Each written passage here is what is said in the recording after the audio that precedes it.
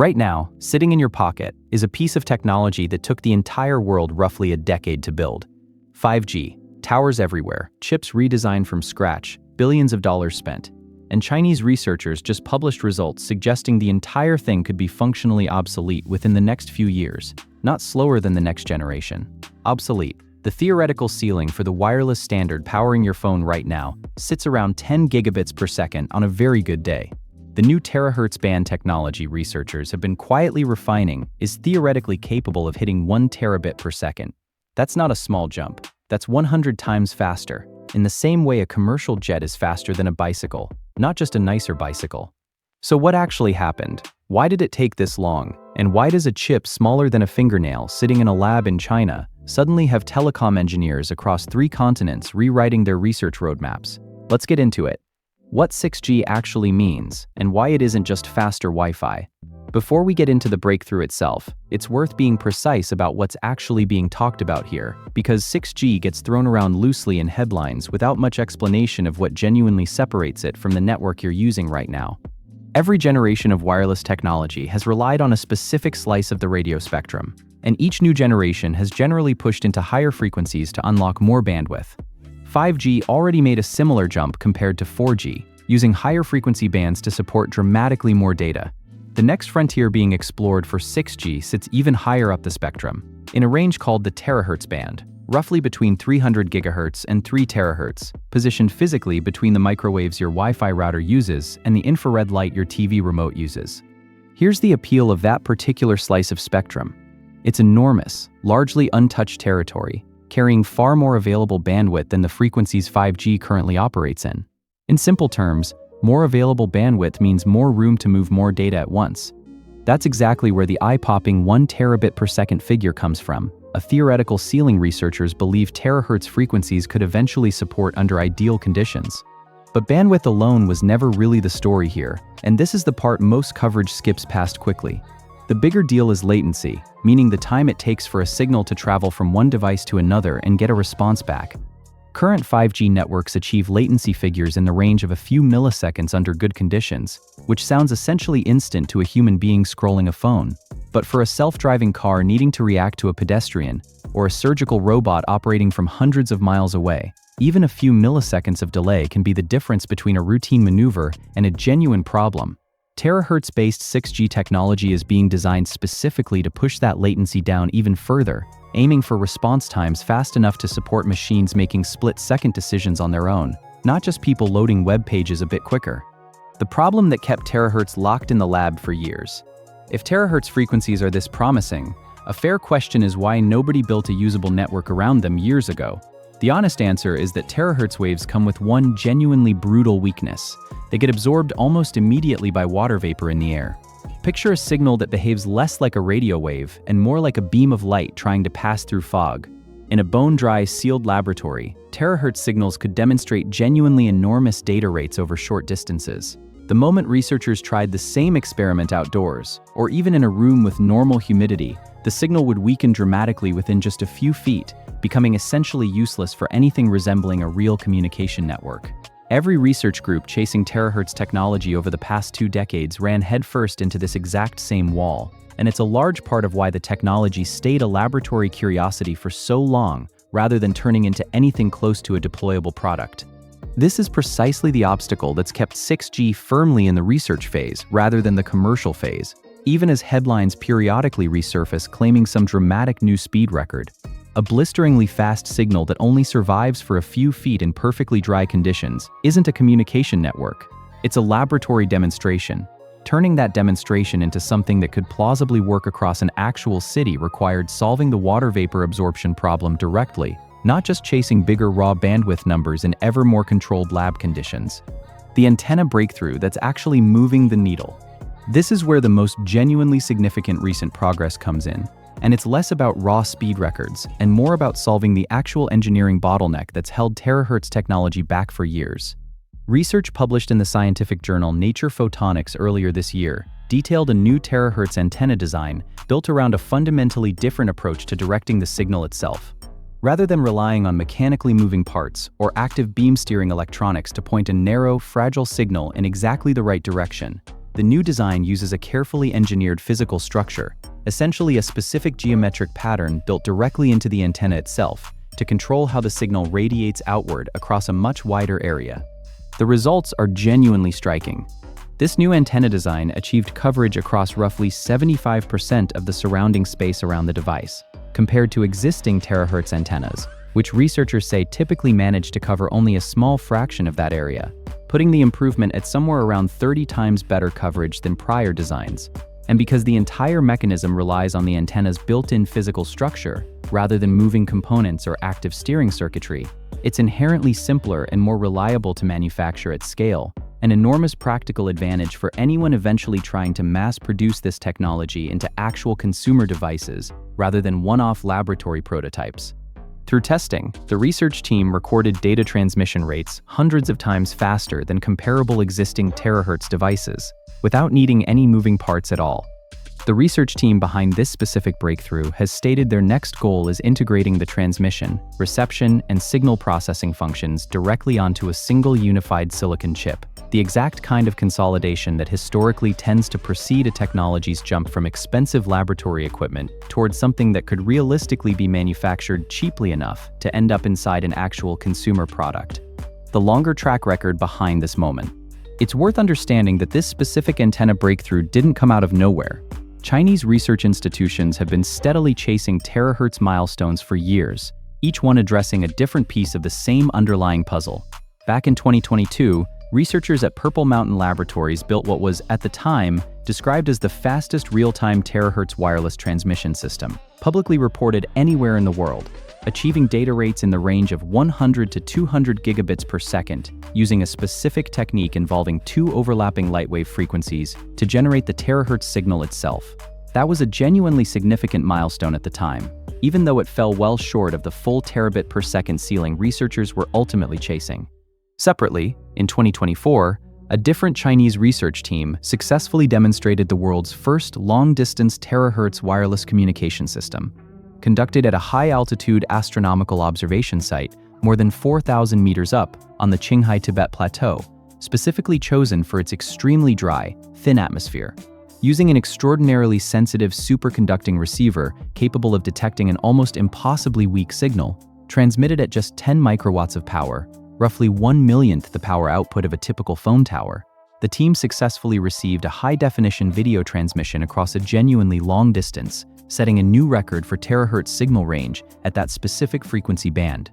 Each of these separate achievements chipped away at a different piece of the same fundamental challenge, whether that's raw speed, signal range, or, with this most recent antenna design, genuinely practical coverage and manufacturability.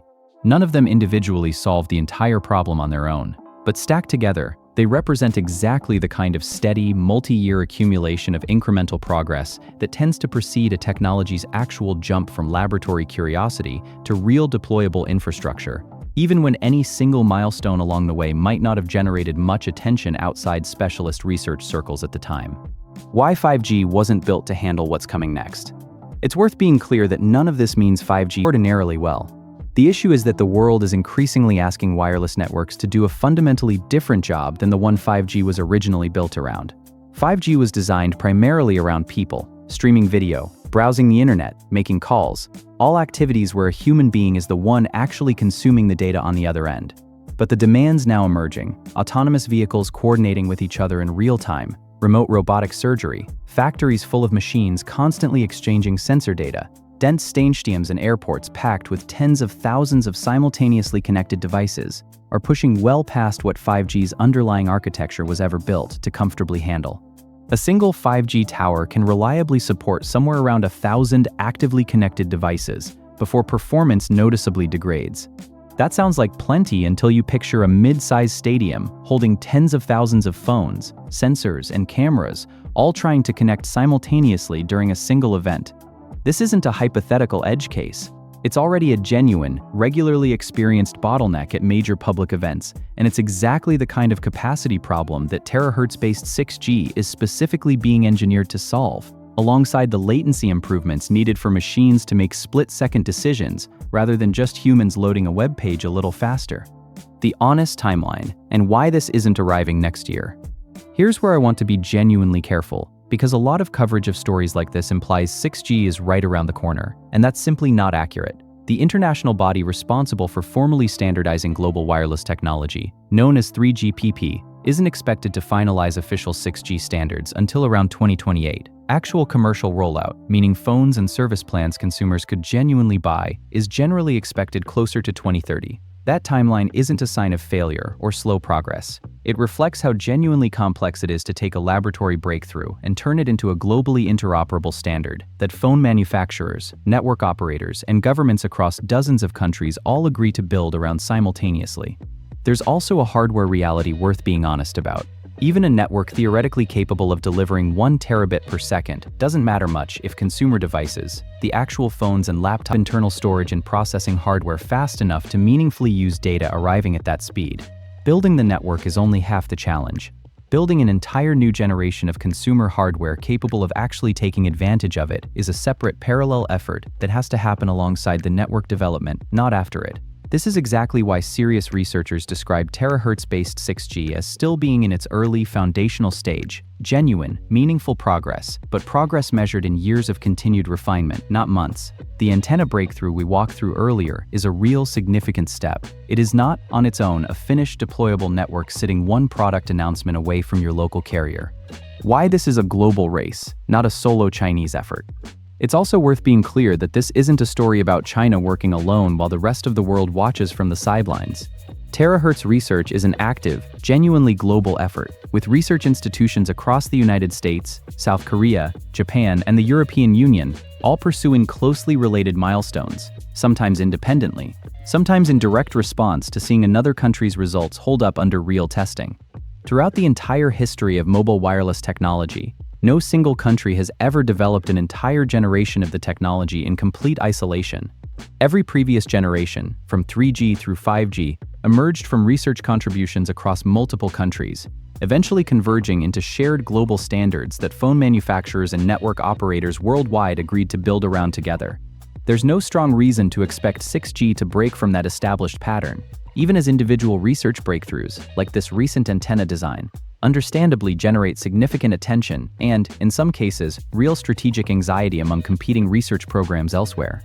That said, being meaningfully ahead on a specific technical bottleneck, in this case, the antenna design problem that's kept terahertz signals impractical for years, does confer a real, tangible advantage.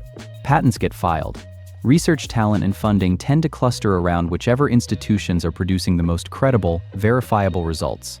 And equipment manufacturers begin adjusting their own research roadmaps to stay compatible with whichever technical approach looks most likely to actually work at commercial scale. Being early and being credible matters considerably, even within a race that ultimately depends on cooperation and shared standards to actually reach consumers. What this could actually change, beyond faster downloads. It's easy to reduce a story like this down to a single flashy number, 1 terabit per second, and move on without really sitting with what that kind of speed, combined with dramatically lower latency, could genuinely unlock once it's actually deployable. So let's spend a moment on the applications that go well beyond simply downloading a movie faster. Remote robotic surgery is one of the most frequently cited examples, and for good reason.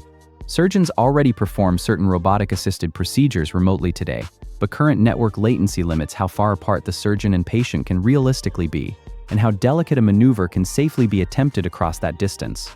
A network capable of near instantaneous response times could meaningfully expand which procedures are safe to perform remotely, potentially bringing highly specialized surgical expertise to patients in regions that currently have no realistic access to it, without requiring the patient to travel hundreds or thousands of miles for treatment.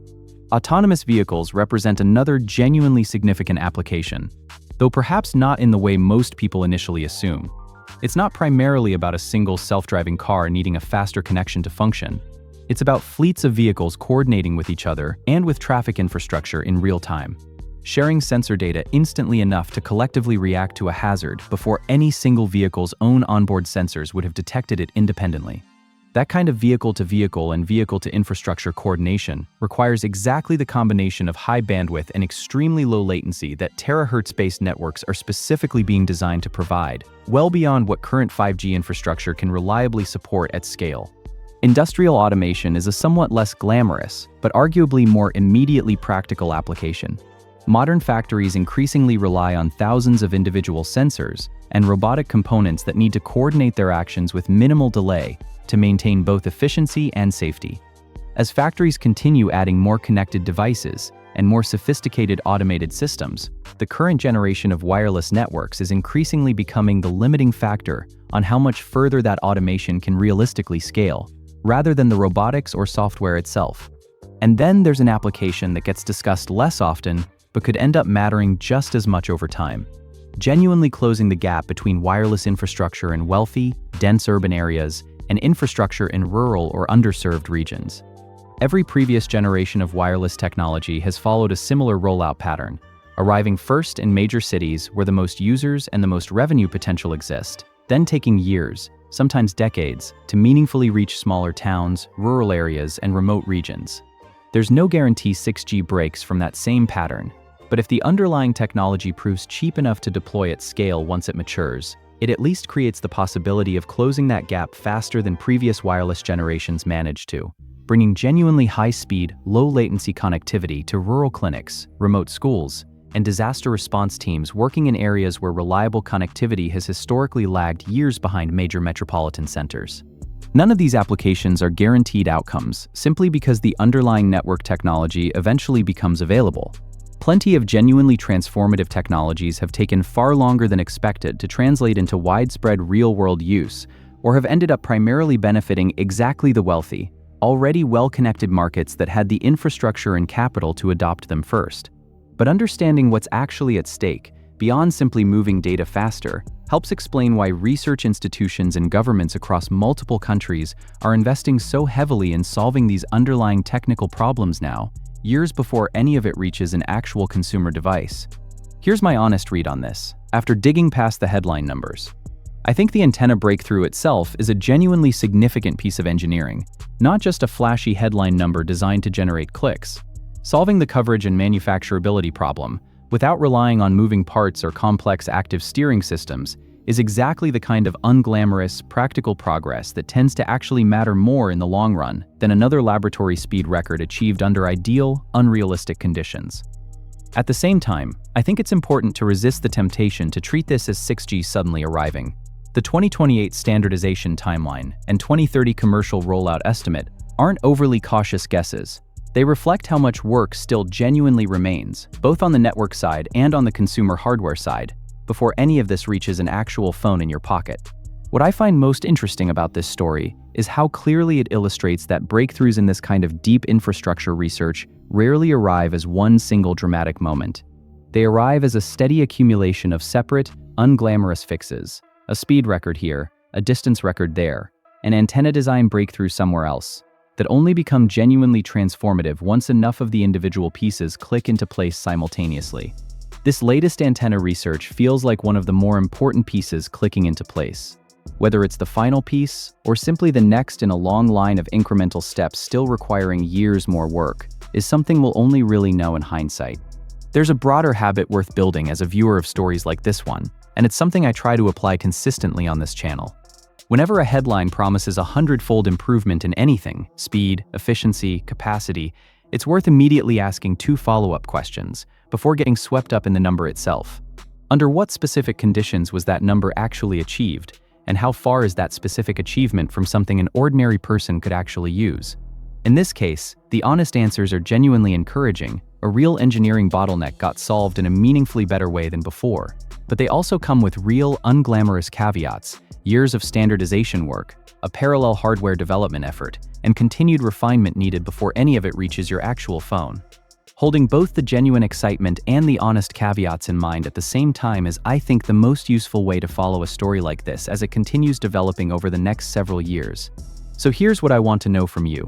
Given how long 5G took to genuinely reach its full potential after it was first announced, do you think 6G actually arrives on this 2030 timeline, or does it end up slipping further out the way major wireless upgrades often have in the past? I'd genuinely like to know where you land. Drop your take in the comments below. I read every single one. If you want to keep following exactly how this 6G race unfolds, along with every other major shift happening across China's technology and research landscape, this is exactly what Eastern Engine covers every single week. Hit subscribe so you don't miss the next update, because between the antenna breakthroughs, the standardization race, and the hardware still being built to keep up with it, this story has years left to run. See you in the next video.